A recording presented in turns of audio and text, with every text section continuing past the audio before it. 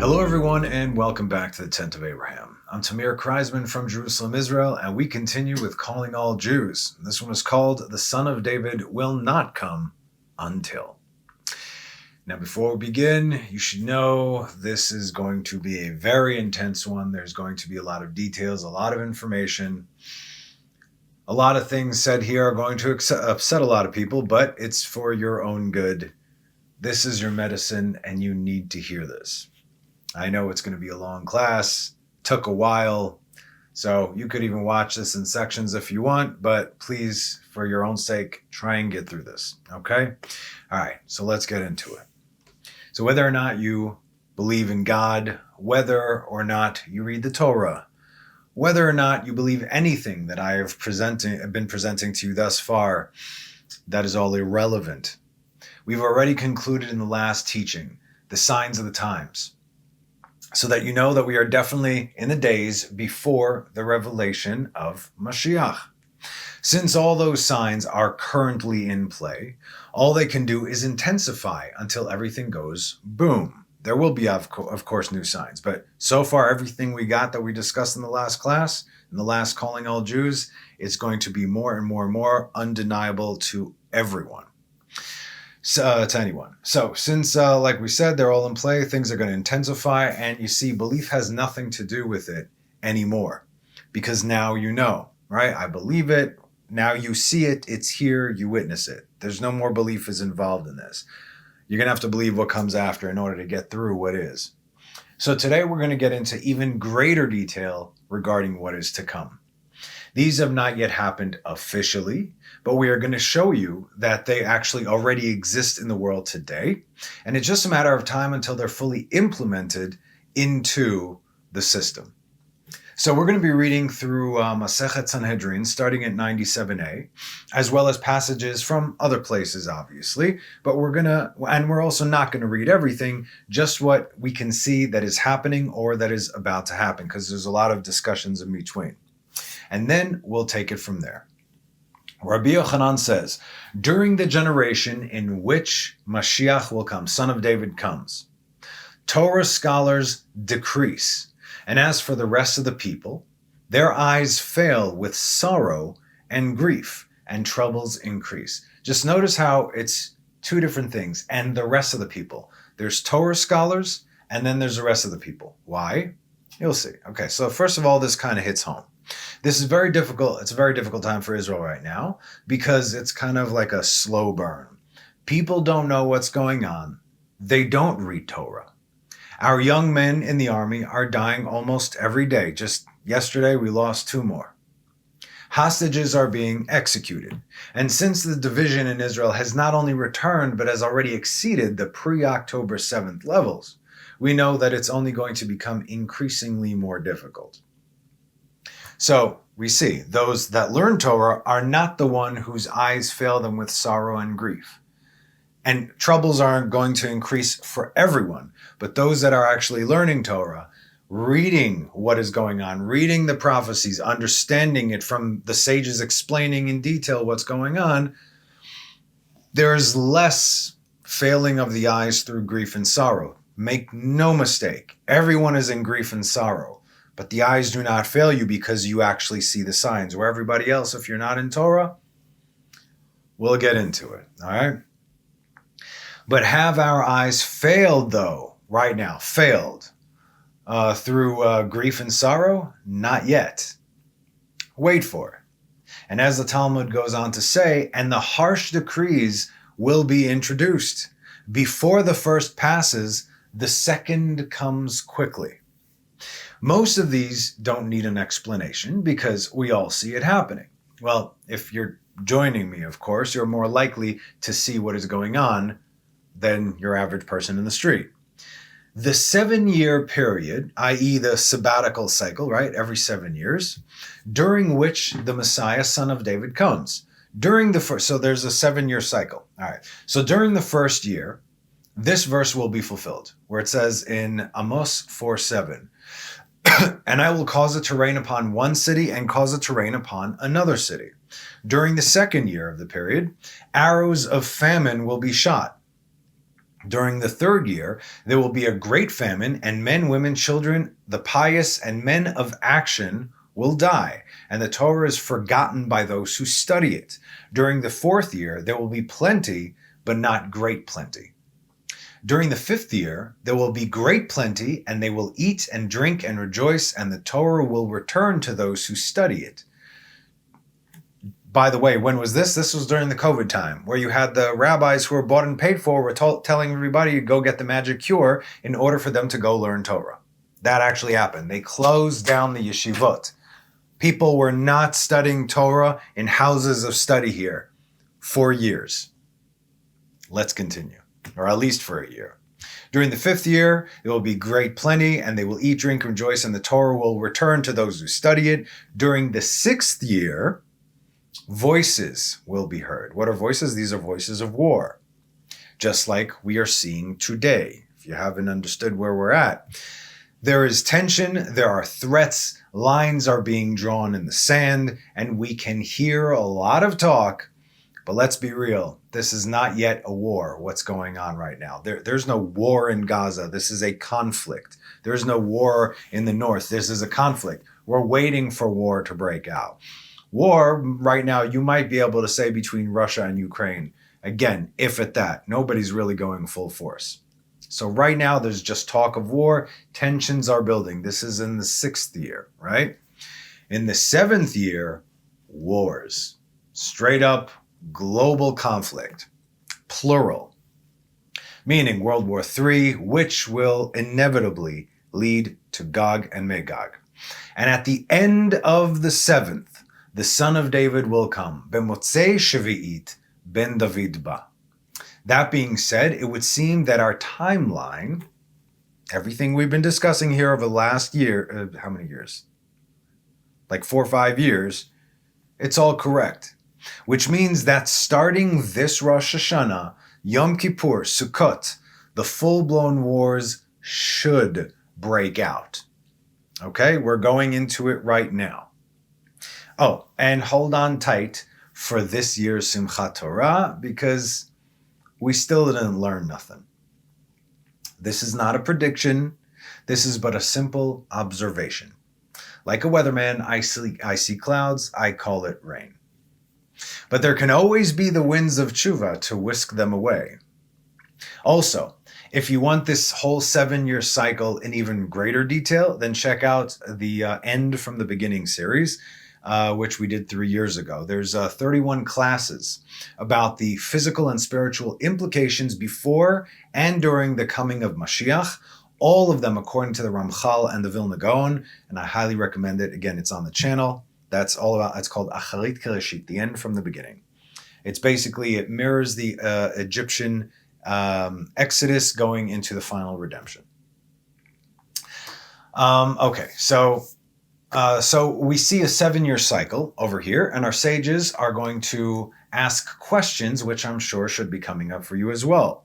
Rav Yosef said regarding the 7-year cycle and the parameters that they just gave, haven't there been 7-year sabbatical cycles during which all these events transpired in that manner, and nevertheless the Messiah did not come? Valid question, right? Everybody should be asking this. In fact, if I'll tell this to your average Torah-observing Jew, they'll say, so what? So what makes you think it's going to happen now? You know how long people have said that we're in the redemption? It has never been like this, not ever, not at any point. Remember, the redemption, all the prophecies in the redemption is only when Israel is settled in the land of Israel. That's it, which means this could not have begun before 1948. It wasn't relevant, let alone Jerusalem, which means 1967. As far as I'm concerned, that's really when the clock started to tick, not beforehand. The Holocaust, unfortunately, it was not part of the end times prophecy. This was part of all the troubles that Israel would have until we return to our land. Okay. So again, not at any other point in history, and then obviously from what we saw in the last weeks, in the last teaching a couple of weeks ago, the signs are now, here and now, never before within the last year. This is when everything started. And furthermore, Have all these phenomena transpired in the order in which they were listed in a Braita? These are all questions that we should be asking, and that is, how do we know that this timeline applies to us today? Are we taking everything into consideration? If so, please take a seat right now. Because this is how the sages answer. This is how we know if we are in this 7-year cycle. This is how we know if we are currently the generation of the coming of the Son of David. The verse states in Psalms 89:52, which your enemies discarded, O Lord, which they disgraced the ends of your anointed. Ring any bells?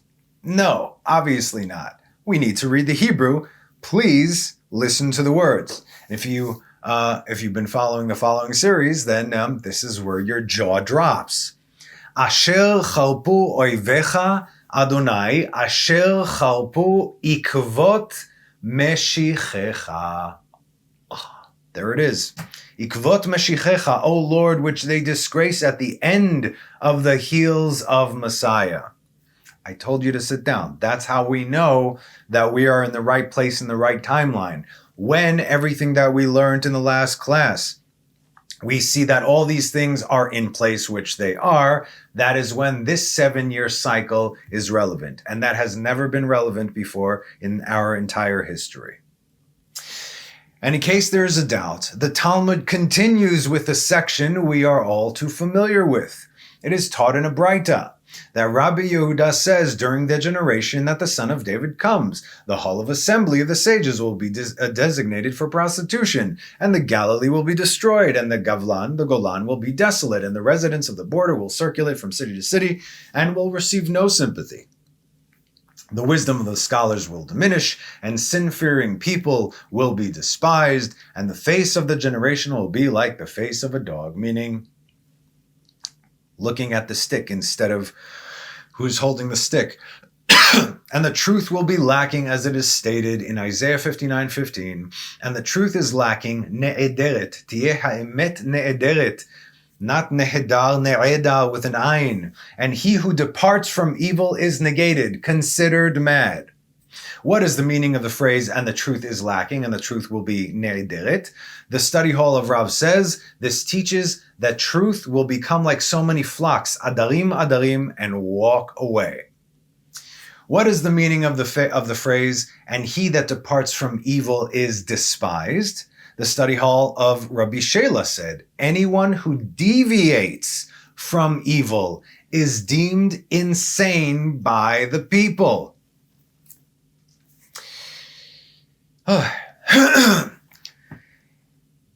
If this is where you feel a little bit woozy, maybe a little nauseous, then welcome to the party, my fellow nut jobs, okay? You have been selected to go through the end of days consciously, while the rest of the sheeple follow each other in flocks off a cliff. The Talmud continues. Rabbi Nehorai says, during the generation in which the Son of David comes, youths will humiliate elders, and elders will stand in deference before youths. And daughters will rebel against her mother, and a bride against her mother-in-law, and the face of the generation will be like the face of the dog, and a son will not be ashamed before his father.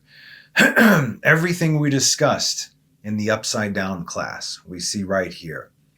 Another thing to place on that and say, it's all kind of coming together. Like I said, I'm not making any predictions. I'm just taking what is out there, and we're saying put a one on top of the other, on top of the other, on top of the other, along with all the other timelines, and we see it fits. It is taught in a Braita that Rabbi Nehemiah says, during the generation that the Son of David comes, arrogance will increase, and the cost of living will corrupt people, so they will engage in deceit. The vine will produce its fruit, and nevertheless the wine will be costly, and the entire monarchy will be converted to heresy, and there will be no inclination among the people to accept rebuke. Go ahead, who are you going to talk to? Both sides are corrupt. The Braita supports the opinion of Rabbi Yitzchak, as Rabbi Yitzchak says the Son of David will not come until the entire kingdom will be converted to heresy. Now, our sages say that this heresy specifically is Christianity, possibly the worst thing to not only happen to the Jewish people, but to the world.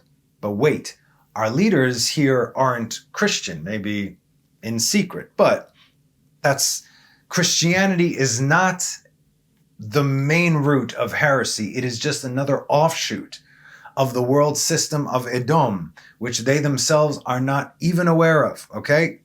I have decided I'm going to give a class very specifically about this. Before that class, please watch the Red series for your own good. Rava says, what is the verse from which this statement is derived? It is the verse, "It is all turned white, he is ritually pure," regarding the leper, Leviticus 13:13. So what is behind this? This is a concept of something being fully corrupt, that there is nowhere left to go but up, right? You can't be any more corrupt than what it is. The same concept of the red heifer, turning everything it touches from impure to pure and pure to impure. When the question arose as to how it could be done in our day and age, where we all have tum'at met, the impurity of death, who can purify us, right? The halacha actually states, in other words, we have the red heifers right now, like legitimate for the first time since before the destruction of the Second Temple. We have 3 red heifers here in Israel. They're all legit. They are being guarded 24/7. And you don't need a temple to sacrifice, to do the offerings of the red heifer. You do it on the Mount of Olives across from where the Holy of Holies was open. There was a bridge, and that's where they did it. So the question is, how can anyone do this? Because if everyone is ritually impure, how can we do this? If everyone is ritually impure, then it's almost like nobody is impure. There's nothing left to do except for that, and therefore you're allowed to do it. Okay? So that's what it says. There's nowhere left to go but up, and so we can proceed with the purification process, and that will be very much relevant soon. Now, let's move on. The sages taught in a Braita, the verse states in Deuteronomy 32:36, when the Lord will judge his people and will reconsider his servants, when he sees that the power is increasing and none is controlled or strengthened. Meaning, when we can no longer do for ourselves, as the powers that be, the Sitra Achra, the Erev Rav, Edom, Ishmael, you name it, it's increasing and getting out of control, which it is currently happening right now. You'll notice a theme throughout these instances, right? All these, when Son of David comes, okay? Or when he won't come until. And that is either one extreme or another. Wait a minute. It has to be either all on this side or all on that side.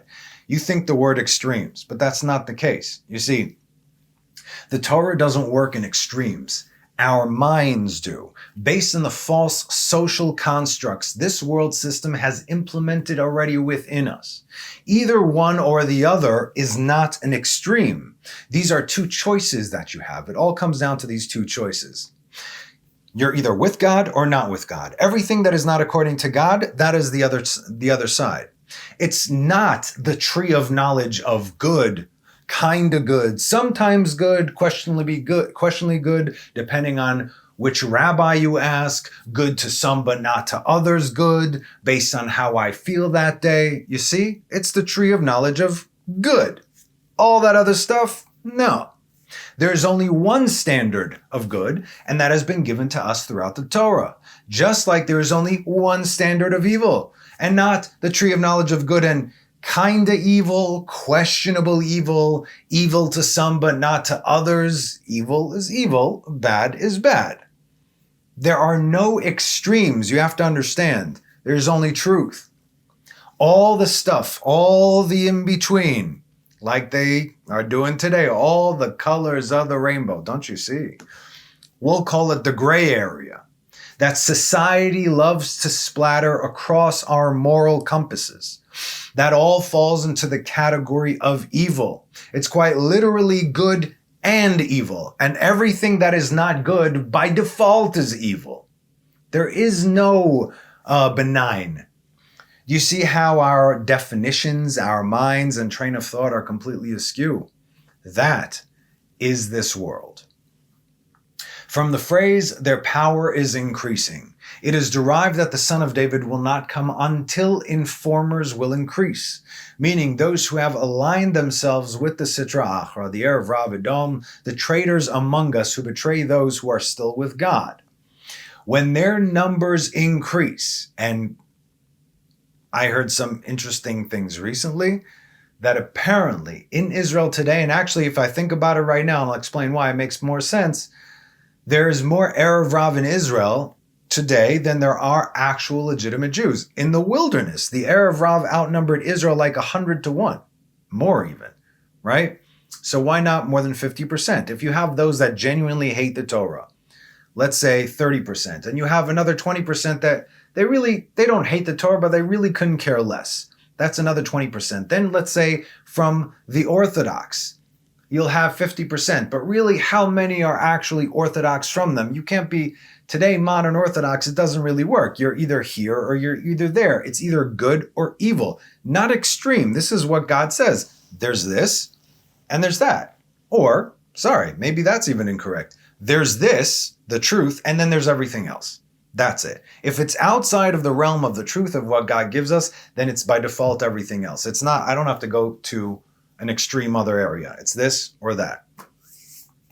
So the numbers increase and they have exponentially. What will happen to the students of Torah at that time? So like we said, we have more Erev Rav in Israel likely than actual legitimate Jews. And then also from the Orthodox Jews. How many of those are really Jews? Because behind the scenes, they are doing terrible, terrible things. I'm not here to paint a broad brush over any community. I'm simply saying, if this were not the case, then all these signs would not be happening right now. All this has to happen simultaneously. And also you could kind of see. And again, you kind of see because you read the stuff. So alternatively, the Messiah will not come until the number of students of the Torah diminishes. And look what they're trying to do right now. The study of Torah or any religious practices will be outlawed in the land of Israel.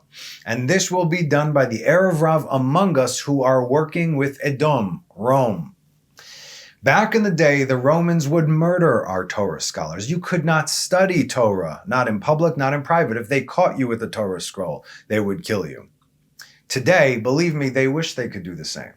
Case in point, members of the parliament's liberal left, along with the mayor of Tel Aviv, tried to pass a law that would consider anyone with a tefillin stand to put on tefillin for other people in the street would be criminal. Would it be a criminal offense and they would be arrested and go to prison. Like Chabad do. People come up to them and say, hey, can I put on tefillin? Sure. Brother, you put on tefillin today? No? Oh, here you go. Thanks, my fellow Jew. They want to make that illegal and criminal. Again, I'm not making any of this stuff up right now. Google, what is it? Increase enforcement against tefillin stands. This is insane. Like in the land of Israel, we cannot put on tefillin in public. If we put on tefillin for somebody else, that's a criminal offense. This is the elected officials are causing these things. You want to tell me that these people are really Jews? No. These are the same fools who did what they did to God-fearing Jews on Yom Kippur last year, which they still cannot make a connection was the final straw that brought about what happened on Simchat Torah. Or was it the actual law that was passed by the city of Tel Aviv to prohibit kosher hakafot shniyot, the second hakafot, at the end of Simchat Torah? Look what happened. Because in the end, no one throughout Israel had the second hakafot. That was October 7th. You think they're going to get away with it? Watch what happens. They have the same law passed again for this year. By law, you are not allowed to perform your religious practices in the streets of Israel. Wow. Don't get it. This is Erev Rav. No Jew would do this. So there you go. So if Torah is taken away and the ability to learn, teach, and practice will be forcefully removed. Right now, it's just there. It's just there. Just the fact that this thing exists, it should worry some people. So what do you think is going to happen next? Now, before we continue with our text, let's take a quick look at Pirkei Avot 3:17. Rabbi Elazar ben Azariah said, where there is no Torah, there is no right conduct. Where there is no right conduct, there is no Torah. Amen to that. Look at the generation of the kids that they are raising. I just want to let you know, when I was a kid, growing up in a very modern town here in Israel, there was secular and Orthodox and everything. I wore kippah as a kid. Guess what? I had other secular kids throw rocks at me and my friends, taking the kippahs off our heads and throwing them on the floor, calling us, no joke, dirty Jew. I got called a dirty Jew by other Jews in the modern state of Israel. You see? Where did they get this kind of hatred from? Only their parents. And where did they get that kind of hatred from? From their parents.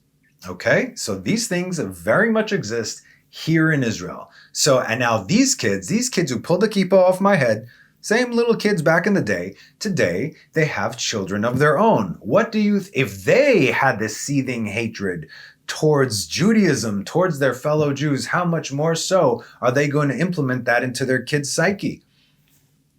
These kids right now could be 20 years old, 25 years old, serving in the army, doing God knows what. I mean, this is the reality here on the ground.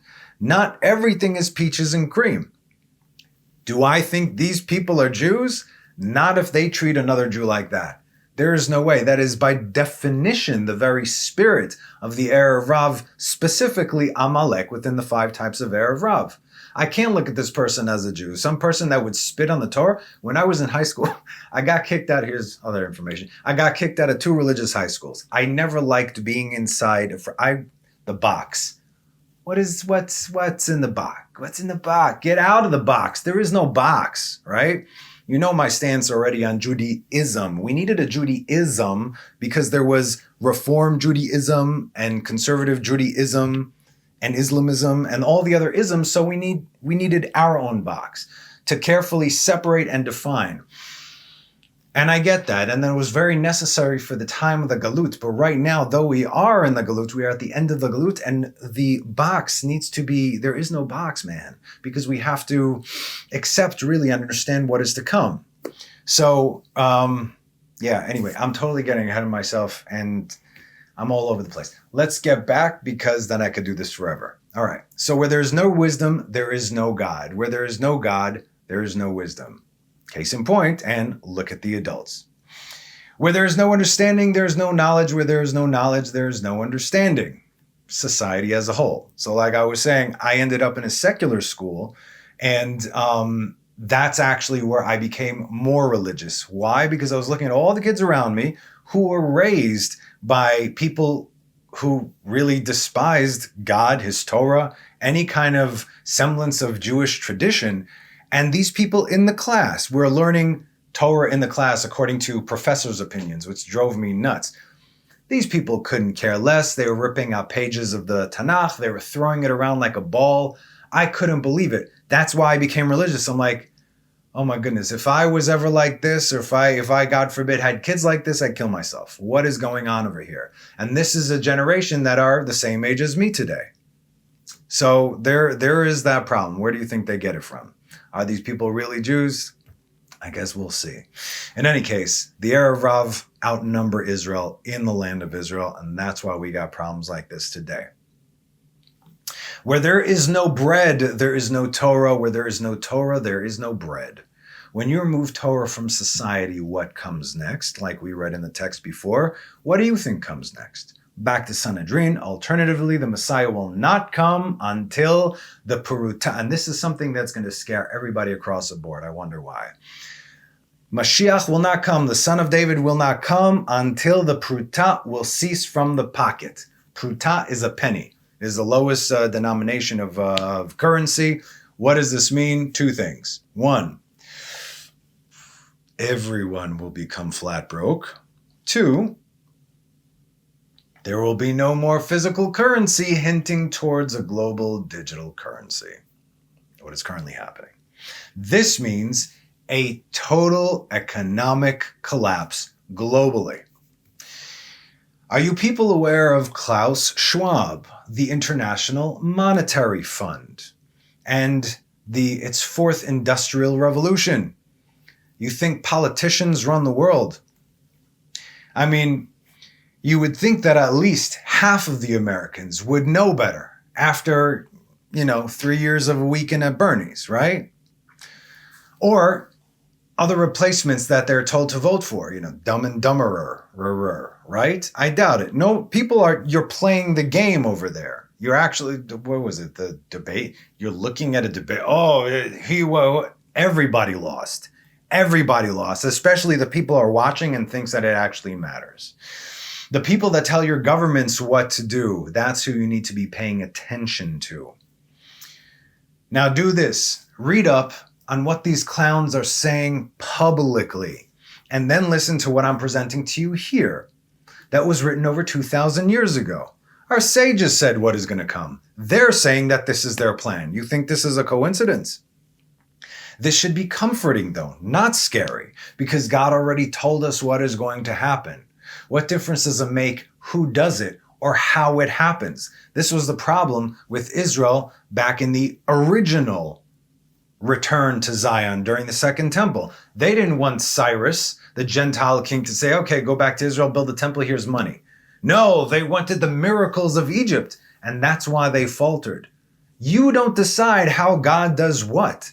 God decides how he does. But if you have faith when God hides his face, that's what it counts. That's where it counts. And that's why God is hiding his face right now, to increase our faith, because otherwise we wouldn't be helping ourselves. Now ask yourself why all these things need to happen, why this needs to happen. Obviously, God is doing all of this. The politicians are puppets of these globalists, and the globalists are the puppets of the evil forces they align themselves with. As it said in Isaiah, you made a deal with death. Oh, wait. And the evil forces work for God. So who is the one pulling the strings on this and everything else? God. End of story. God is doing this. They are not doing this. God is doing this. The face of the dog is the face of the generation is the face of the dog. The dog looks at the stick. They are the stick. They're doing it. Hamas is doing it. The International Monetary Fund is doing it. The left is doing it. Who's doing all of this? God is doing all of this, and we need to understand why. So why is God going to crash the economic system of the world, leaving everyone penniless? Remember, it's all about Israel. First of all, when everybody is penniless, people don't take pride in what they have. And I know this because this happens all over, unfortunately. Whichever synagogue I go to, there's always the gossip and talking. People are like, see that guy? Guy is a multi-millionaire. See that guy owns that building. See that guy? I don't care who owns what. It even happened over here. See that guy? He owns these buildings over there. Great. Is he a good person? I don't know. So money talks whether we like it or not, right? Money is the stumbling stone in a sense. In order to have money and not be Abraham, good luck to you. Abraham, Isaac, and Jacob, the three richest guys in the world at the time, couldn't care less how much money they had or did not have. Their walk was straight. That was why Abraham was so cool. Up, down, he's being thrown in the fire. He's being persecuted. He's being threatened. He's going to war. He has everything. He has nothing. His walk with God was straight.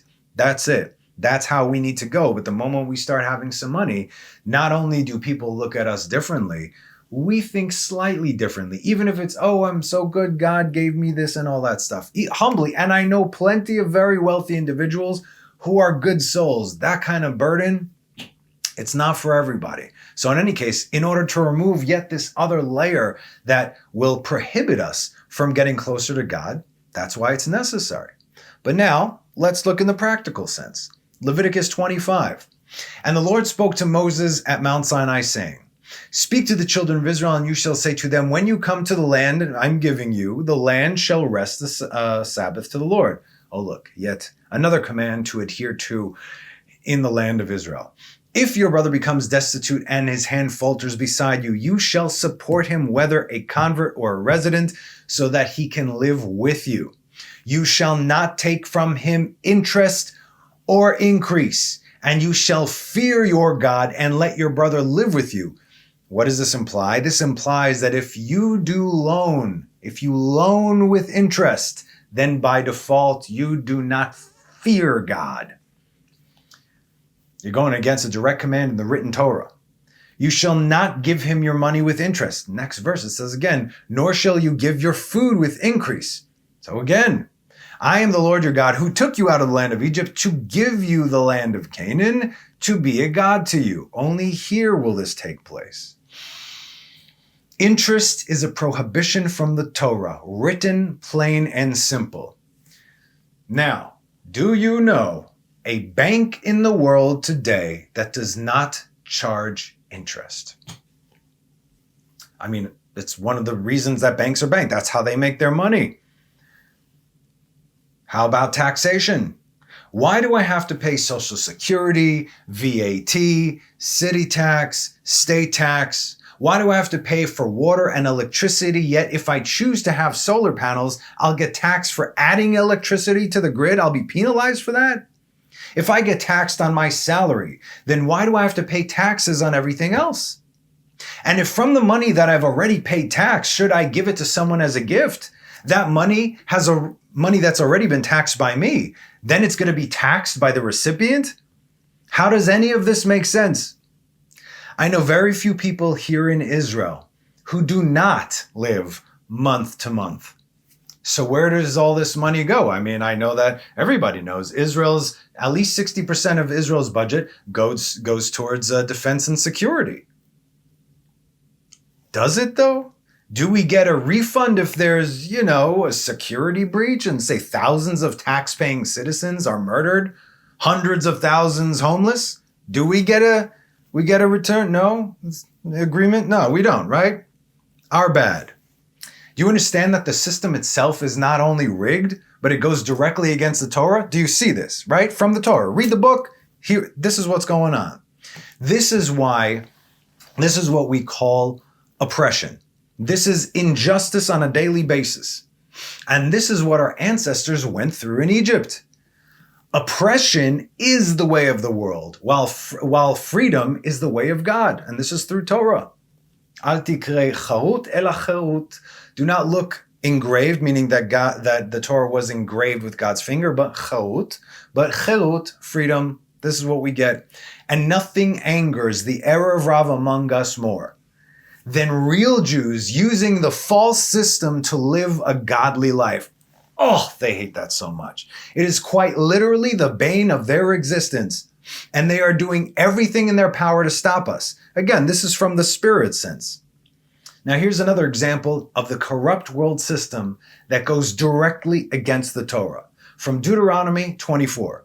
You shall not withhold the wages of a poor or destitute hired worker of your brothers or of the strangers who are in your land within your cities. You shall give him his wage on his day. Ubeyomo titen scharo velo tavo alav hashemesh, and let not the sun set over it. Are you crazy? So that there should be no sin upon you. The way it works here in Israel, I am lucky if I get paid within 60 days, 2 months after I finish a job. I have to wait till the end of the month, and then I have to count another 30 to 60, sometimes 90 days until maybe they'll decide to send the money for services rendered. Waiting for a very long time so far. We are getting squeezed. Just as they were in Egypt. Egypt back in the day was the one world government. It was responsible for the implementation of all the systems in the ancient, but back then modern, world. Exodus 6:9. Moses spoke thus to the children of Israel, but they did not hearken to Moses because of their shortness of breath and because of their hard labor. He told them the truth. He showed them what was going on. He showed them the false system. He showed them the truth. Velo shamu el Moshe. They did not hear Moses. They couldn't. I can't hear you, bro. Mikotze ruach, with no spirit, not shortness of breath. Ume avodah kasha, and hard labor. Because of the hard labor, they had no spiritual connection to God. They were born into it. Just as we are today, we think that this is how it is, but this is not. That's all that they knew, just as this is all that we know. And 80% did not believe in this better world, so they were snuffed out in the darkness. Do you understand that the darkness is coming for everyone who holds on to the ways of this world, the current world system, that which dominates almost every country, including the modern Zionist state of Israel, is going to crash and burn because it's a lie. When truth is revealed, emet me'eretz titzmach, truth shall rise from the eretz, from Eretz Yisrael, from the ground, from here. And when truth is here, there can be no falsities, there can be no lies. Nothing will stand before the truth. It causes all who engage in it to sin, as we just read in Leviticus and Deuteronomy. Everybody that is doing these practices is engaged in sin, whether you like it or not, and we are just as guilty. So like it or not, if you have a bank account, you are part of that system. Again, there's nothing that we can do now. God is going to do this, but you need to know what is to come. If you have a bank account, we are part of the system. You pay taxes upon taxes, you are part of the system. En malasot. This is how it is right now. Just like they needed Moses back then, we need our Redeemer today. If you don't pay your brother for his work on that day because your client hasn't paid you, then you are in the system. I do work for a client. So it's been 60 days. When do you think I'll be able to, get paid for what I did way back then, because I have bills to pay? Well, the client didn't pay me yet, so I can't pay you, but I didn't do work for them. I did work for you. Yeah, but sorry, I got nothing. There's nothing I can do. This is the system currently in Israel. I'm not sure exactly how it works in the States, but it ain't easy. It ain't easy. And again, this is by design. We're seeing all these things. We're all being squeezed like this. Okay? But clearly there is nothing that we can do to change this system. God is going to do that, like we said. This is how the world is for now. And we don't even see it, which is why we have been told what is going to happen. That's why I'll tell these things that's going to happen. Well, everything is going to crash to family members, and they're like, what? So I'm going to lose all my money? It's not a bad thing, okay? If you're holding on to your money because I worked for it and and it's mine and I. No, God gave you this money, okay, to maybe give you a relatively decent life or to be able to take care of your needs, or that you might need it later on in life, no problem. But if this is being taken away, that means that Mashiach is coming next. So would you not trade everything you have to be able to greet Mashiach? Whoa. Okay. Just as God began to dismantle the Egyptian empire, the world system, right, and its hold in every aspect, so too will it happen to Edom, Rome, the current world system. Don't believe me? What's on the back of the $1 bill? What's in the back of the $1 bill? What's over there? You got the old world system on the back of your new world system. There's your world system, whose days are numbered. What about the obelisk, right? Also, I'm giving you ancient Egyptian symbolisms that are in where? New York, London, DC, Paris, Rome. Why is the New York Stock Exchange shaped like the Roman Pantheon? Did you ever see the statues and pictures that are on there? Just look what's around you. Why are there archways in London, New York, DC, Paris, Berlin, and Rome? There's a direct connection between Egypt, the prototype first redemption, and Rome, Edom, our current Egypt, for the final redemption. You have to see all these things. All these things are out there. Just look. Just look. We are not supposed to believe in coincidence, right? It's very, very clear. This is absolutely everywhere. And that's why you cannot see it, because that is all you see. So why would you think that anything is wrong if all you're seeing is wrong? It's not that it's even hiding in plain sight. It's just that it is everything and everywhere. There's no hiding. It's not even hiding shouldn't even be here. They're not hiding anything. So aside from the blatantly obvious, which you can see, now that it's been pointed out to you, for the time being, I'll keep the rest to myself. I don't want to freak people out too much, but your entire reality is about to collapse in on itself anyway. It doesn't have to be done by me. I'm just here to tell you it's going to be okay. As always, don't worry. This is all part of the plan. It's been given to us thousands of years ago, and today we see it coming into fruition. Finally, Baruch Hashem. And so, Now you understand, the son of David will not come until the pruta, the penny, the money will cease from the pocket. It is inevitable, and it is very, very welcome. Are you still sitting down?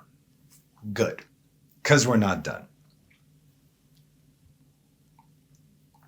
Alternatively, the Messiah will not come until they despair from the redemption. As it is stated, Deuteronomy 32:36, when the Lord will judge his people, he will reconsider his servants when he sees that the power is increasing and none is controlled or strengthened. V'chi yadin Adonai amo ve'alav adav yitnachem. As though there were no supporter or helper for Israel. We are going to be taxed to the point of complete collapse. And that is also written in the Zohar about the coming of Mashiach and the final redemption, as this is without a doubt part of the troubles to befall Jacob in the footsteps of Messiah.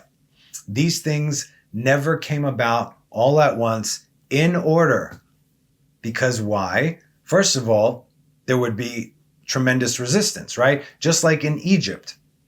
The Sitra Achra began to turn the heat up little by little. If you read from the book of Jasher, how did they get the children of Jacob, the sons of Israel, to go from ruling the country to becoming despised slaves with nothing? They were governors and ministers. They were all part of the government. And then they owned everything and then owning nothing and becoming slaves. How did it start?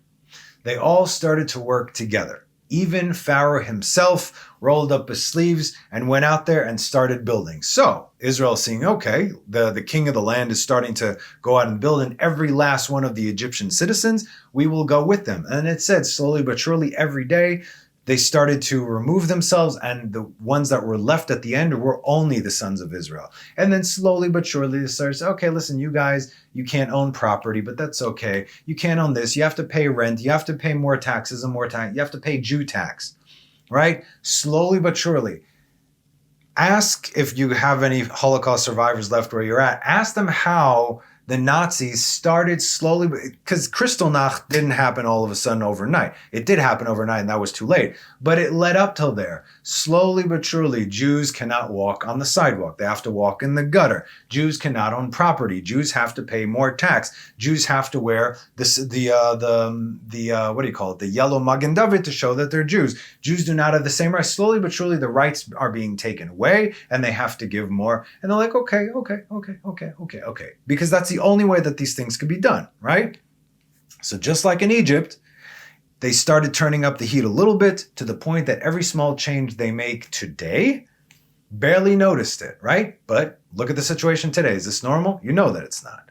But if we stop for a moment and look around, which is what I'm trying to smack you awake, which is exactly what they don't want us to do, right? They want us to be in hard labor so we don't have the ruach. We don't have that spirit, that connection with God. If we stop for a moment and look around today, we would see that we are being taxed into oblivion.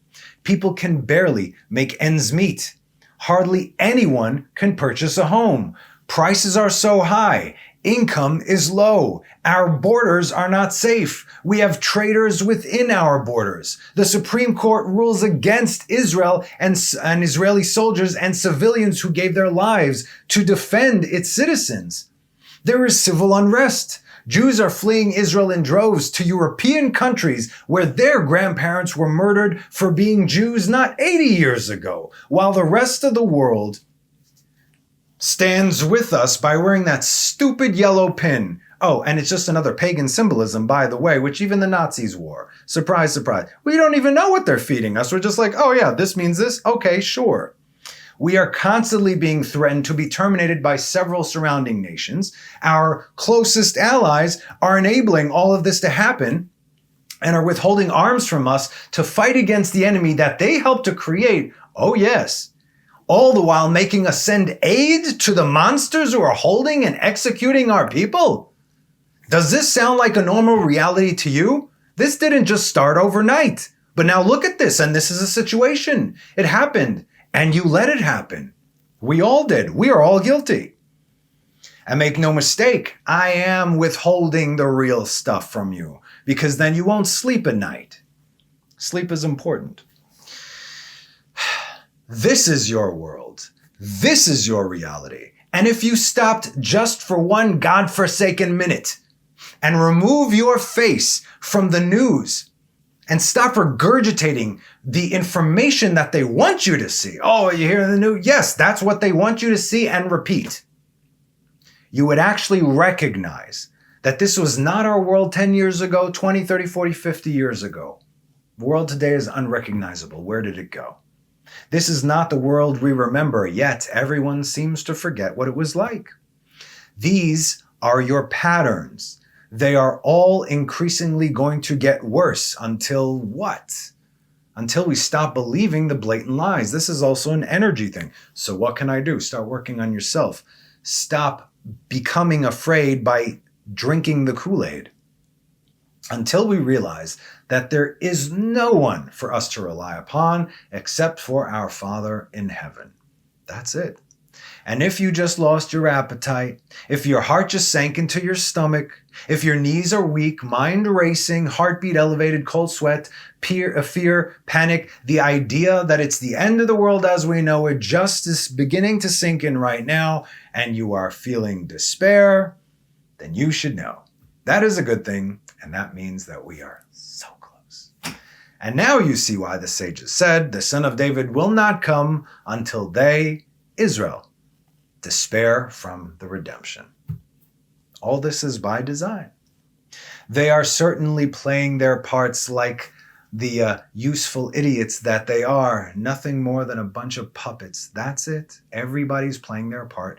You don't have to buy it. You don't have to believe it. You still have free will. There is always a choice. Even if it is the hard choice, likely the hard choice is the right choice.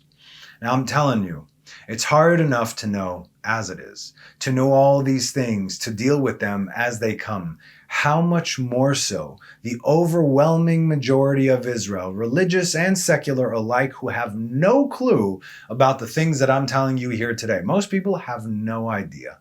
None whatsoever. I'll say this, they're like, no. And I've had conversations with people, I can't, it's too much. So what? I just will close my eyes, let me know when it's done. I could easily tell you where this person is going to sit within the 20% or the 80%. Close your, I don't want to know about any of this stuff. Let me know when it's over. It's over. For you, you see. Got to keep our eyes open right now. That's the whole point. They want us to close our eyes. And I'm just reading the sources and connecting the dots for you over here. Everything I'm just reading. Do you know how bad it is out there? People are losing their minds, which is only adding to the chaos. People are depressed. They lack motivation. They're in constant fear. They can't focus. They have all but given up hope. And these are the ones who supposedly know God. Those that don't, honestly, they're just trying to make it through the day. They need a reason to get out of bed in the morning. And the reason I feel bad for them is because they want to be in this world the way that it is. And they know it in their hearts that it's all over, that things are never going back. And they have no outlets. Their outlet is God, but they refuse that. So they have no outlets because they don't know God. But God willing, He's going to change all of that, right? The sparks need to come out from wherever. And that's why the Talmud continues and writes, there are three matters that come only by means of a distraction. Hesech hadat, when one is looking elsewhere, distracted. And these are they, Mashiach, a lost item, and a scorpion. Okay? In other words, so, whoa, scorpion, did not see you there because no one's going to sit around and wait for it to come. A lost item, if you knew where it was, it wouldn't be a surprise when you found it. And Mashiach, right? What is the distraction when it comes to Mashiach? We listed just a few. Everything in the world today is meant as a distraction. What did we read in last week's Parsha? You need to ask for a king when you are sitting. Don't ask for Mashiach outside of Israel. Do me a favor. You're already breaking Torah by not being in Israel. If you are not a Jew that is not in the land of Israel, why are you asking for Mashiach? Are you helping it? No, you're not. Don't worry. I'm not even done with that part yet. Not in this class, but you see what I'm saying. When you come and you settle the land, you're over here, then you can ask for a king. We want Mashiach now. right? Be in Israel and ask that question. That's how you fulfill that command. So we just listed a few things as to a distraction. This is how Mashiach is going to come within all these distractions. That's enough to distract you from just about anything, let alone the one thing you need to be focused on, right? We want King Mashiach, God. So instead of being joyous, longing, yearning, seeing the end of this backwards world and the beginning of a new one, the correct one, people are looking at this world passing away and they weep for it. This is where we have to let go, because the ship is going down and it will drag you down with it. Let go, let it go, let everything go. It's not real. It's a shekel, it's a lie. I know this is a lot. I know it, but stay with me, okay? This is all good. All these things need to take place. They must take place before the Son of David will come. And as difficult as they are going to be, we have no other choice but to go through them. Again, et tzarahi le'akov umimena yivashe. It is a time of trouble for Jacob. And through it, from that time of trouble, he will be saved. He will receive salvation. You don't receive salvation if there's no times of trouble. So people don't want times of trouble because they don't want times of trouble. So they will happily forego witnessing and receiving the coming of Mashiach because they don't want trouble. Then these people will not be here. If you're looking for trouble, the man said, then you came to the right place. So I'm in the mind of, please, let's get this over with as painless as possible, right? And that the levels of the suffering in that process, that's entirely up to us. That's where the tshuva comes in. Rabbi Abba says, don't worry, I will give you classes that will completely lift you up. I mean, this should lift you up, but this is giving you information. So right now we're at the thing, but wait, it will come. Rabbi Abba says, you have no more explicit manifestation of the end of days than this following sign, as stated. But you, mountains of Israel, you shall give your branches and yield your fruit to my people Israel, for they will be coming soon. Ezekiel 36:8. Rashi concurs, when produce will grow in abundance in the land of Israel, it is an indication the Messiah will be coming soon. When did this all begin? Like we said, not any time before 1948. And if you look at pictures or movies from the time before then, this land was largely uninhabited and certainly uncultivated. Today, wherever the Jews go, the land flourishes because we are doing what God told us to do. Jews can activate this land, and Jews alone. Enter the land, drive out the idolatrous inhabitants, settle it, cultivate it. But as we discussed in the last few classes, nevertheless, the powers that be are making sure that we are dependent on them and not to be self-sustained, which we could be even today in a second. Keep that in mind. Now, many of these instances are speaking of what is to come on a global scale, unlike what we learned in the Upside Down that pertain to Israel in the land of Israel. But we could already tell which is which. Rabbi Eliezer says, you have no greater manifestation of the end of days than this following sign as well, as stated from Zechariah 8:10, for before these days there was no hire for man, nor hire for beast, nor was there peace from the oppressor to him who exists and to him who enters. When there are no wages to work and no rent to be paid, right? To one's and to lease or rent an animal, if you will. That is an indication that the coming of Messiah is at hand. You see, we have the produce, we have the manpower, we have the will, the supply, the demand. But before the coming of Messiah, everything is going to come to a halt. We have everything, and yet nothing is functioning. Why? The Gemara asks, what is the meaning of the phrase, nor was there peace from the oppressor to him who exits, and to him who enters? Rav says it means that even for Torah scholars, with regard to whom the promise of peace is written, as it is said in Psalms 19:165, great peace have they who love your Torah, but there will be no peace from the oppressor. In other words, even those who are promised peace, people who live a good life, a God-fearing life of Torah, even they will not have peace. That's when you know that we're that close. And Shmuel says it meant that the Messiah will not come until all the prices, in Hebrew it's she'arim, are equal. She'arim shavim, meaning that there is an absolute, that there's an abundance of everything. And Rashi says the gates of wheat and wine. In other words, we have everything, and we do have everything. But as we've learned, it doesn't matter because the cost of living will be too high. So that's great that you have all this, but nobody can buy anything, right? So it doesn't work. Rabbi Hanina says, the son of David will not come until a fish will be sought for, an ill person, and will not be found, as it is stated with regard to the downfall of Egypt. Then I will make their waters clear and cause their rivers to run like oil. Ezekiel 32:14, meaning that the current in the river will come to a virtual standstill, which is, by the way, the rivers are drying up currently. But back then, if you wanted a fish, let's understand, if you wanted to fish back then, you would go to the river and catch a fish. Today, we go to where? We go to the supermarket today, meaning there will be no available fish, no food, no delicacies, right? From your local river. They want a communist society. They're going to get it, bread lines and all. You have to understand, Israel was established actually by communists, okay? The founding fathers of Israel. All communists, absolutely communist. My grandfather, Holocaust survivor, came here to Israel.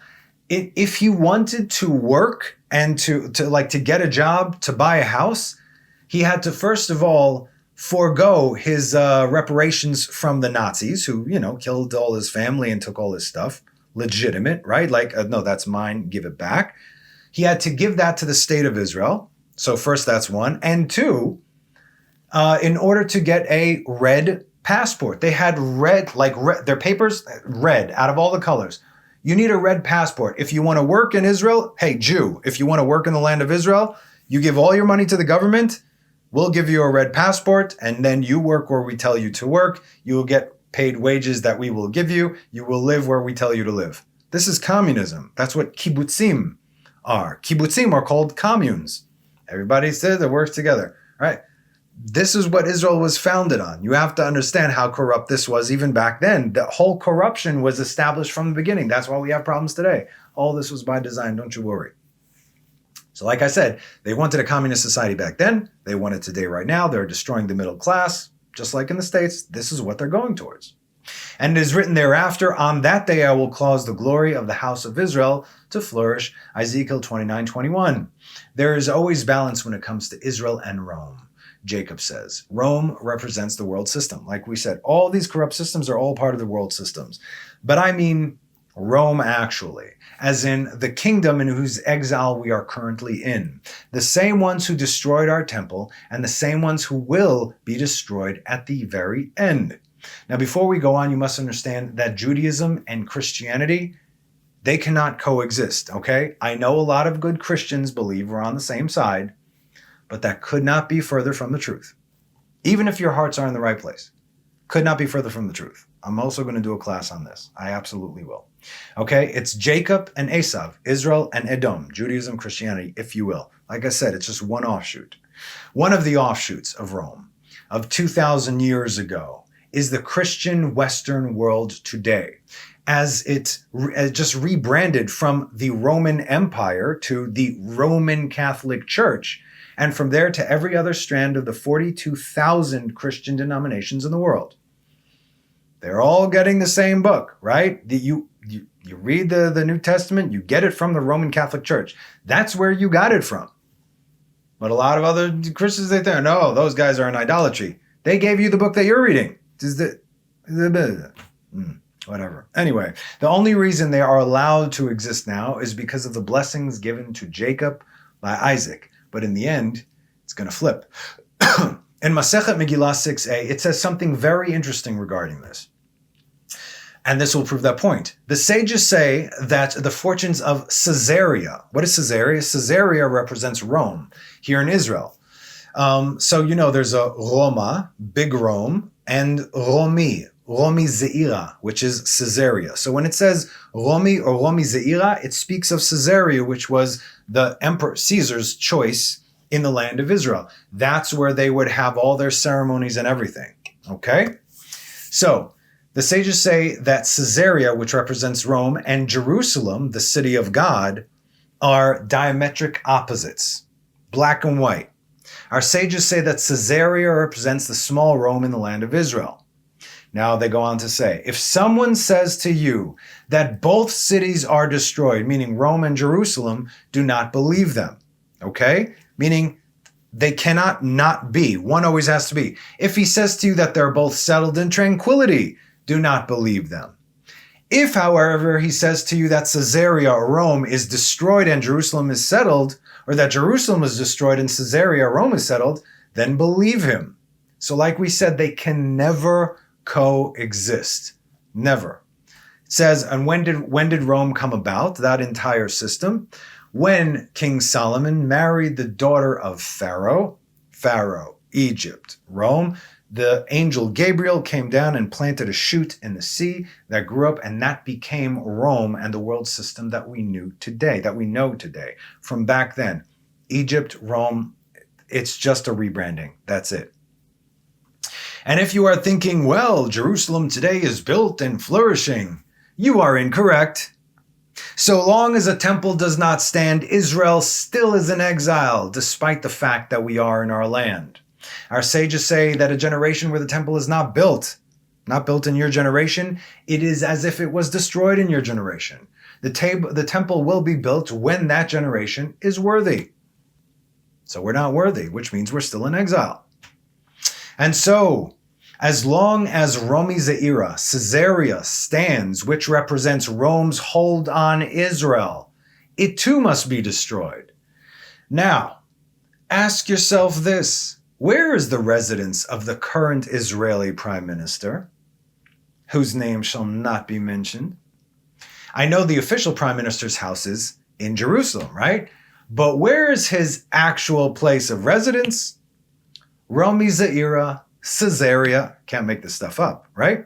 In fact, the government just approved construction and repairs on his pool in Caesarea, meaning the sheeple are paying for it. Yes, pun intended.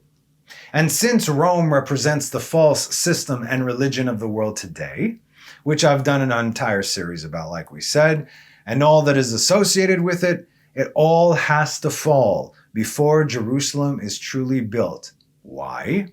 Let's put it like this. The system of divide and conquer is in everything, every government, every religion, every society.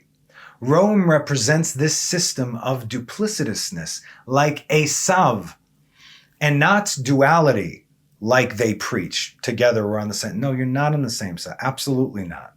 While we are Israel, looking for the system of Echad, unity. It's not unity with the false religion.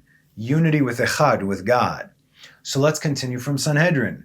Rabbi Chama Bar Chanina says, the son of David will not come until the contemptuous Hazalah, kingdom, they even say of Rome, will cease from Israel. That is the era of government inundated into the world system, as it is stated in Isaiah 18:5. For behold, the harvest when the blossom is past, and the buds turn into ripening grapes, and he shall cut off the tendrils with pruning hooks, and the roots he removed, he cut them off. And it is written thereafter in Isaiah 18:7, at that time there shall be brought a gift to the land of hosts, to the Lord of hosts, a people pulled and torn, and from an awesome people, from its beginning and onward, a nation punished in kind and trampled, whose land the rivers have plundered, to the place of the name of the Lord of hosts, Mount Zion. Buckle up, Dorothy, because the government is going bye-bye.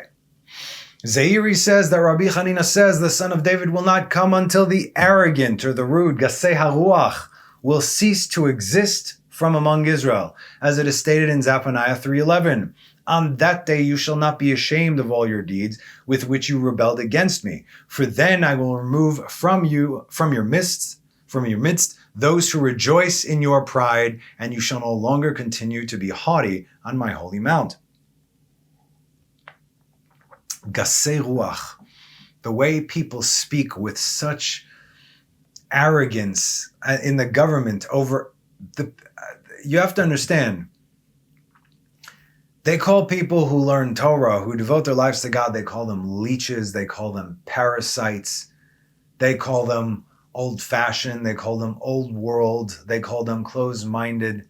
In the meantime, these are the people, the most enlightened people in the world. But this is what is being accused right now. Forget about what the world says. We know where the nations are going. I'm not even worried about that. I'm talking about the Erev Rav among us.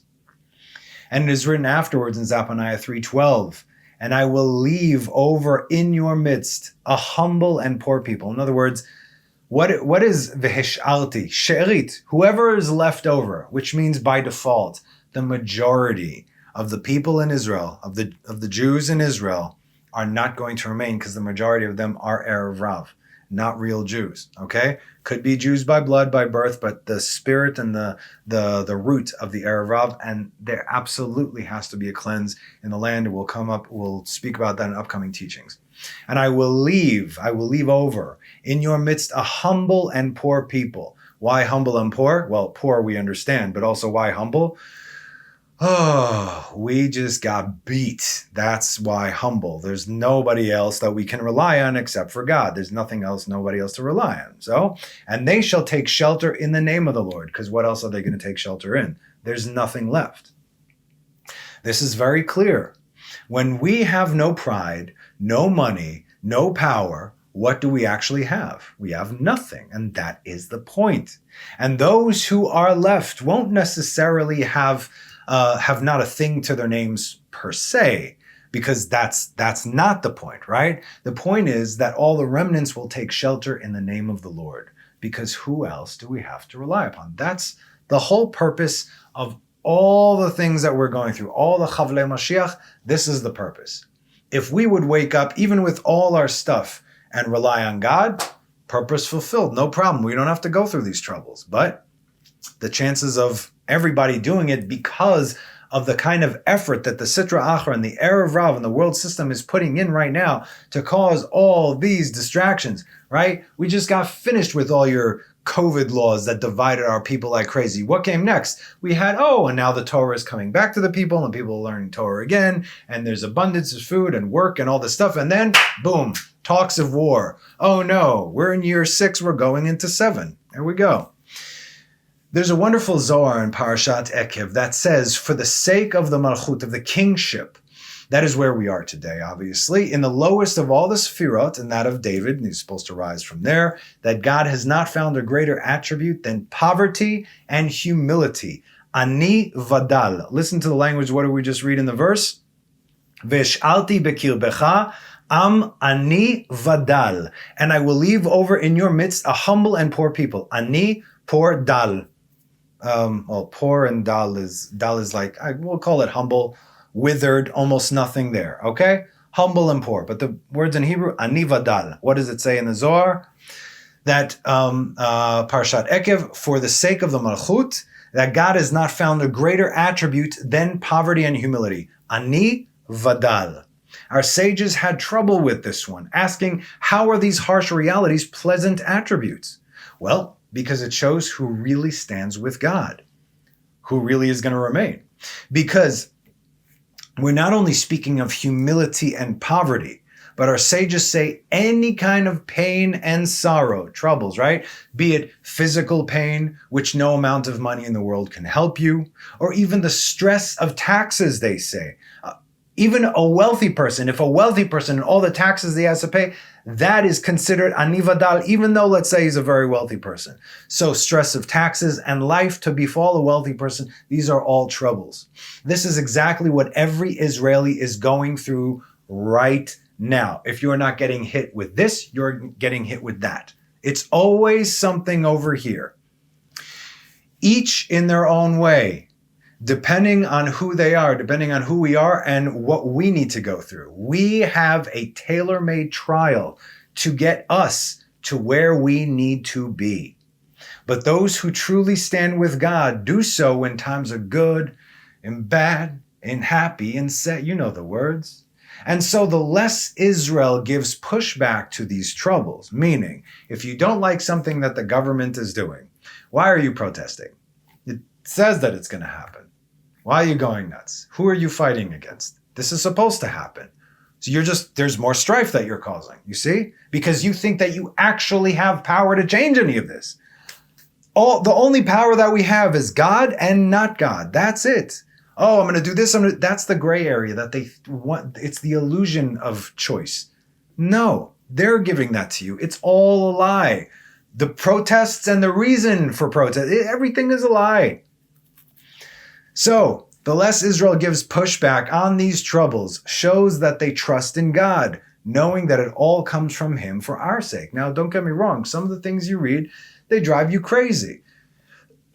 They're doing this. What? They do people. I go crazy, not because I'm angry at them. Obviously, it's Erev Rav, of course. But people don't see it, and people are just losing their mind. People who should know better, but they don't. Why? Because the moment you start scaring people, you put fear into people, they stop using their brains.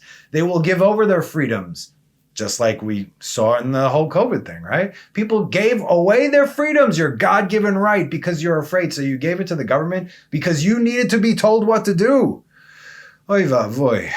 Anyway, how so? Because all the troubles that God brings on a man is atonement. That's why we need this.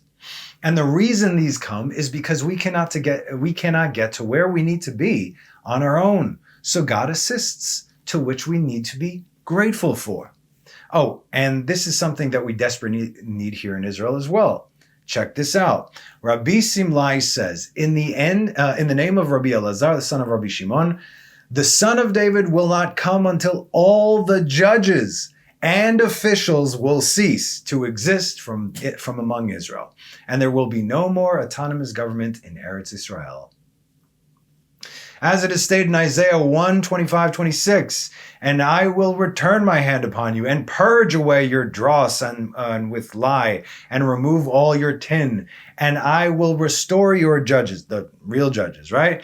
As your first, and I will restore your judges as at first and your counselors as the beginning. Afterwards you shall be called city of righteousness, faithful city. Just listen. Va'ashiva shoftecha kebarishona veyoatzecha, advisors, counselors, kevatchila. Well, this is a prayer we say every day in the Shmoneh Esrei.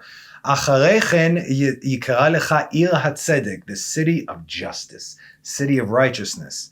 Kiryat ne'emana, a faithful city. These cronies of the world courts who have done nothing but wreak havoc upon the Jewish people in our own land. The judges and counselors that we have here, the yoatzim, the counselors of the Memshala, they're the ones that are causing all these problems over here. The corrupt judges who hail from the extreme liberal left. Again, these were implemented in the beginning from when Israel was established. What was the whole conflict that was going on here? That all the left was protesting, saying, democracy, democracy, what the right-wing government wants to do is not democratic. What did again, I'm not playing favorites here. All politics is corrupt. I just need to explain to you how stupid this is. Okay?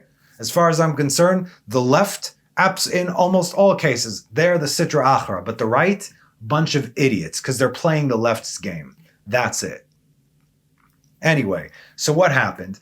All the judges here, the Supreme Court judges, are all extreme liberal lefts that have been appointed from the establishment of the Zionist state of Israel. Yes, we will talk about that and the difference between real Zionism and what Zionism is today.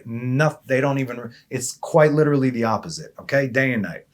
So they were chosen, they were established, and that's how it is. And guess what? It's not like in the States where a new term president comes and if a Supreme Court justice dies, then that sitting president gets to pick a nominee. Therefore, in the Supreme Court in the United States, you have a mixture of left and right. Right-wing presidents, left-wing presidents, right? That makes sense. That is closer to democracy, I would say. But right now, in our Supreme Court, everyone is liberal left. So what the right-wing government wanted to do says, I think it is time that we can also place some right-wing judges in there. Sound fair? That's it. That's what this was. And the whole world and all the left started losing their damn minds and started protesting in the street and burning down cities just like they did in the States over there for the entire time that the last guy was president, just to cause chaos and panic. And as a result, believe it or not, what happened last year on Simchat Torah, that was a direct result of them not flipping this up. Because why? Where was the army for 12 hours? Where was the Air Force? The government cannot, the prime minister cannot tell the army to go attack because the judges and the counselors overruled, and they have to gather the entire cabinet, and then they have documents to sign, yada, yada, yada, all this politics. In the meantime, 1,500 people are murdered, raped, everything is being pillaged, people are getting kidnapped, now you can go. And also from the horse's mouth, his name I will say, Mach Shemo v'zichro, Ehud Barak, good friend to Jeffrey Epstein, was on Rapey Island over there several times. He's in the manifestation, not as many times as Clinton, right? 24, 26 times. Why is that man walking around the street? Who knows? I know, we know, right? Ehud Barak, the worst prime minister in Israel's history, one of two. In any case, he said, I just saw this like yesterday, that he's the one that is, here, at least in Israel, responsible focusing this entire protesting that's been going on for 9 months before and also after. I noticed it. I'm watching the news. Like, wait a minute, they're protesting before, and now after they're protesting, we want a deal now, hostage deal now, bring back the hostage deal, down with the government, all this stuff. I'm like, wait a minute. I'm seeing in the pictures and the videos, these are the same players, the same faces, the same logos. Who's paying for this? This is a full-time job. These people are getting funded, very well funded, just like in the States. Who is funding? Follow the money, and you will find it all leads back to the same place. So what? Doesn't make a difference here in Israel, not Israel. That's it. He said from his own mouth that the pilots will refuse to fly. Why? This was before October 7th. They refused to fly because we will not be in an army when a dictator is leading it, meaning they call the current one a dictator. All these guys are extreme liberal lefts. These are what you call the global elites. They hold all the positions of power, and there was no Air Force on October 7th. They could have carpet bombed the whole line over there. Anybody that came into Israel, nobody would be leaving. There would be no hostages, and we would have at least been able to kill 3,000 Hamas guys that invaded our land. No. In other words, because of the protests, because they did not want to straighten out the court systems, that is what led to that. You see, but these idiots are still protesting, not realizing, useful idiots playing exactly the game that they wanted them to play. And that is what is going on here. In a nutshell, it's so dumb. It's so stupid. And all I could do is, yup. So what, am I going to go protest that, this, or the other? No. Why? Because I'll tell you the outcome. Hold on. Let me keep reading. Okay? I'm off script, but that's what's going on. Okay. So the corrupt judges who are overruling everything, who hail from the extreme liberal left, who keep placing their replacements, who have been appointed by those who established the modern Zionist state of Israel, and since then elect their own corrupt friends from a pool of groomed, enlightened anarchists who overthrow and overturn every decree that and I say this sparingly, elected officials pass for the sake of Jews in Israel. Everything. These are the judges. That's why God says, I will establish the real judges, the judges of old, the ones who hate corruption, who cannot be bribed. Why? Because clearly we need a kind of a turnover event over here. Not prosecuting terrorist murderers and cutting them loose only for them to go on killing Jews. Check. They did that. Giving aid to our enemies who murdered, raped, and tortured 1,200 of our people on a single day, who still hold our hostages? Yeah, give them humanitarian aid. Prosecuting Israeli civilians who took up arms and fought against Hamas and the Gaza invasion on October 7th? Check. Court-martialing Israeli soldiers who are, according to them, raped a Hamas terrorist, convicted of raping and murdering a mother before the eyes of her 3 young children. Check. You cannot make this stuff up. You have the military police coming with masks the COVID masks on. You could always tell who's there with the COVID mask on their face, right? Look at that. With the COVID masks on their face, this happened a few weeks ago, they're coming to Sde Teman, where these murdering rapists were being held. And the judges are speaking to these murdering rapist terrorists. Yes? Are you getting? Do you have a window? Are they treating you well? And one of the guys says, no, I was raped by the Israeli soldiers. So now the Israeli soldiers are being prosecuted. I saw an interview of one of these guys. He had to have a mask over his face because, again, he goes, I walk in the street, because before that they didn't have a mask over their faces.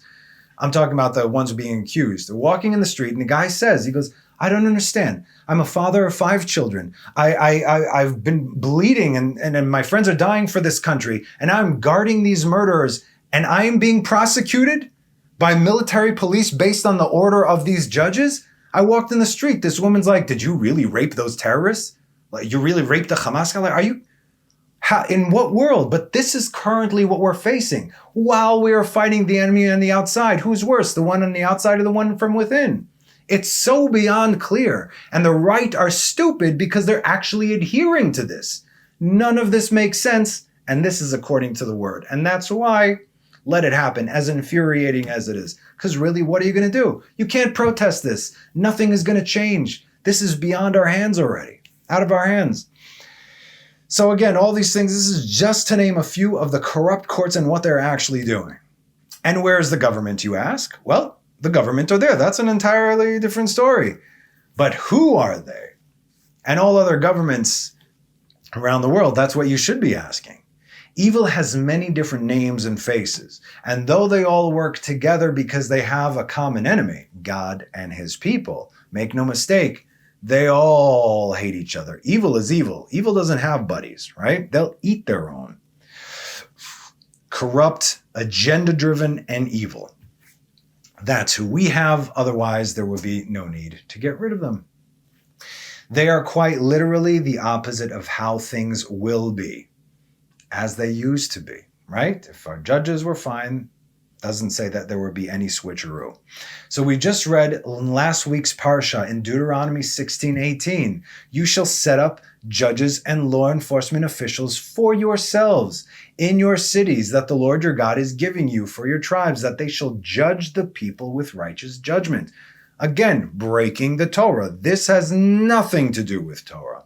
So when we read the Son of David will not come until the judges and officers will cease to exist from among Israel, we should be happy. We should rejoice. Bring it on. And look at the following verse in Isaiah. Zion shall be redeemed through justice and her penitent through righteousness. Tzion b'mishpat tipadeh v'shavya b'tzdaka. You could say Shavea, those who return, but also Shivyo, we're going to see in this coming parsha, her captives. In other words, this is how we become free from the corrupt justice, right? The government, the justice, the army, everything is corrupt. Again, I'm not talking about the poor soldiers that are under all these corrupt generals and they're fighting these wars that they started. Not at all. Rabbi Yochanan says, if you saw a generation whose wisdom in Torah is steadily diminishing, await what? Await the coming of Mashiach, as it is stated in 2 Samuel 22:28, and the afflicted people you will redeem. We're afflicted, right? We're going to get more afflicted.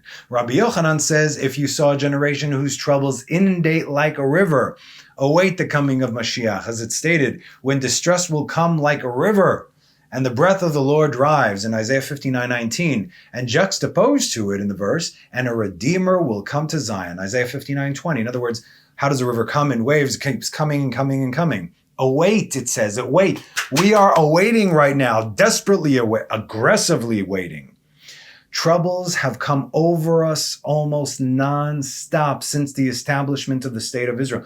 Since 2000, since 2,500 years ago, since 2,700, since the destruction of the first temple, troubles have always come over us, right? But how much more so? In fact, the moment we declared a state back in 1948, all the surrounding Arab nations attacked. Boom, sirens. And what happened on Simchat Torah was only the beginning. So brace yourselves, because we see it has to come in waves, and we're no closer to, how should we say, unity and national tshuva than we were over there. Lines are being drawn. And Rabbi Yochanan says, the Son of David will only come in a generation that is entirely innocent, zakai, which in this case they will be deserving of the redemption, or in a generation that is entirely guilty. Chayav, here we go with the extremes, but they're not extremes. It's one or the other. He may come in a generation that is entirely innocent, as it is written in Isaiah 60:21, and your people also shall be all righteous. They shall inherit the land forever. Ve'amcha kulam tzadikim. Your people, All of them are righteous, okay? Meaning whoever's left. He also may come in a generation that is entirely guilty, as it is written in Isaiah 59:16, and he saw that there was no man, and was astonished that there was no intercessor. Therefore his arm brought salvation to him. We can't do for ourselves, God does, right? And his righteousness, it sustained him. As it is written, for my own sake I will do it. For how should it be profaned? And my glory I will not give to another. Isaiah 48:11. Our sages say that anywhere in the Torah where it is mentioned ish, right? It says ve'raiti ve'ein ish, and I looked and there was no ish, no man. Wherever it's mentioned ish, it refers to either the angel Gabriel, a righteous person, or kadosh, a holy person. And as we explained in our opening class in the series, we are not a generation of righteousness or holiness, right? But a generation of faith. The merit of the righteous can save themselves and even a generation. But when time is up, the righteous are removed from the equation because things need to take place. And so today, where are our righteous leaders? And I looked, and behold, there was nobody. Almost all gone anyway, right? We said the true righteous people don't know who they are. They don't open their mouths because they see what's happening. So they're not going to change the outcome at this point. So let's see what's next. Rav says, the son of David will not come until the evil kingdom, you know what that is, will disperse throughout Eretz Yisrael for 9 months. In other words, will rule over Israel for 9 months. That's Rome. This is in Micah 2. Therefore he shall deliver them until the time a woman in confinement gives birth. That's your 9 months. And the rest of his brothers shall return upon the children of Israel. This is what we have to look forward to, unless, of course, we do tshuva. On our own, right, on our own accord. But who are we kidding? So for 9 months before Mashiach comes, before the revelation of Mashiach, we're going to have to go through. We're talking about an iron fist over Israel for 9 months. So ask yourself, how could something like this come about? How would we let Edom come in and take control over every aspect of our lives? You guys should know the answer already, right? What if they already have? And these 9 months is only the understanding catching up with reality. You are not free. You are a slave. You are in servitude, right? You are exactly according to the definition of the Talmud and the Mishnah and the Torah. You are not your own. You are not free. Most murders happen by those who the victim knows and even trusts to a degree, over 50%. I looked up the statistics, right? They let them in. I didn't see anybody kicking down a door. There was no struggle. Must have known the killer, right? Yep. Just like they did to our enemy bases the night before October 7th, when the shots originated from within the base. Oh yes, they won't tell you this. The soldiers let them in because they knew them. And they turned and they slaughtered them all. Do you know how many U.S. troops have boots on the ground here in Israel right now? Do you? Well, of course we let them in. After all, they're our closest ally. Do you know why Rome and its system is Edom, is Esav? What does it say about Esav? Genesis 25:27. And the youths grew up, and Esav was a man who understood hunting, a man of the field. V'yigdulu hanairim v'yihi Esav ish yodei tzayid ve'ish sadeh. Why does the text use the term man twice? Why not say he was a man who understood hunting and of the field? Ish yodei tzayid ve'sadeh. Why? To show us the duplicitousness of who we are dealing with. Just like we said earlier, this is the characteristics of Rome. He presents himself in one way, but does the opposite. For instance, Israel is our closest ally, and we will always stand with her. That's what Esav says. But what he does is funds Iran. Obama Biden, I know this personally. forces us to give aid to the enemy who is holding our people hostage and withholds ammunition from us. No, but we're your best friends and we will never leave you. Two-face, right? Okay. Or split tongue. One and the same. Who's are those who say they are our closest allies? Worst. Absolute the worst. If this is our closest ally, perhaps it is time to realize that we really are, as we always truly have been, alone and always will be. Like Bilam said in Numbers 23:9, for from their beginning I see them as mountain peaks, and I behold them as hills. It is a nation that will dwell alone, and will not be reckoned among the nations. Alone means alone, like we said time and again. There is no more America, there's no more UK, there's no more France, there's no more anywhere, anything. We have no friends. You have to understand this, okay? You think it's a coincidence that Gog and Magog, what is Gog and Magog? Gog and Magog is the war that all the world, everybody left in the world after World War III is going to come together to the land of Israel to destroy Israel. God and his anointed. That's it. Gematria of Gog and Magog, 70 nations. Yes, there are more than 70 countries today in the UN, but doesn't matter. Everything breaks down to 70 nations. That's it. Gog and Magog, that's the entire world. The entire world. No friends. Get out, Jews. Get out. Now, I think we all need to take a step back after all this stuff and let all this information sink in. I know, it's a lot. But what we need to remember is that all of this is by design. I'm obviously not making this stuff up. I'm giving you sources. And with these sources, I'm helping you to see what is actually out there in the world right now. All I can do is connect the dots for you. I'm not a genius. I'm not a Torah scholar. I'm just connecting the dots, okay? I'm presenting this information. Do with it as you will. This is why these are called Chavlei Mashiach for a reason. This is not meant to be easy. It's supposed to be difficult in order to help us get to where we need to be. And that is ready to receive Mashiach. The amounts of holiness that is going to come into the world when this takes place will burn the wicked and heal the righteous. Most are going to get burned, yes?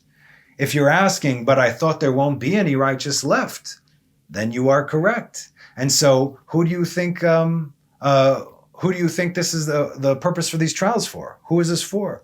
All who remain, like we said, will be called righteous. Those who remain will all be called righteous. They will be turned into righteous. And all who remain from the righteous within Jerusalem will be called holy. Will be called holy. Everyone alive will have to go through it. Depending on your personal, individual level, you will be tested on what is relevant to you. Just remember that, especially now, especially in the month of Elul. This month is for everyone, global, Jew and Gentile alike. Rosh Hashanah is the day of judgment for everything, for everyone, okay? Doesn't matter if you're a Jew or a Gentile, this is your day of judgment. And now is that time to prepare. Everything that you are going through right now, you say thank you to God because it is helping you prepare for the day of judgment. Now, in the next Calling All Jews, we will bolster this point and the necessity for these measures, why this is taking place, and how it actually works. And we're going to show examples from history and the goodness that actually came from it. The Son of David will not come until all these come into fruition, and our eyes should rightfully be on God, right, rather than on the troubles that lay ahead. As they are not the end, they are only a means to an end. And again, all these can change if we do tshuva. Remember that. So when you see the full picture, your fear will turn into yearning. Your sadness will turn into joy. Your resentment, oh, why is God doing this? Into absolute humility and gratitude towards God that he chose you to be alive now at the greatest time in the history of the world. So please stay tuned for what's to come. I just want to thank everybody for all your love and all your support. I really do appreciate it, okay? And I hope to see you all next time. Take care. Bye-bye.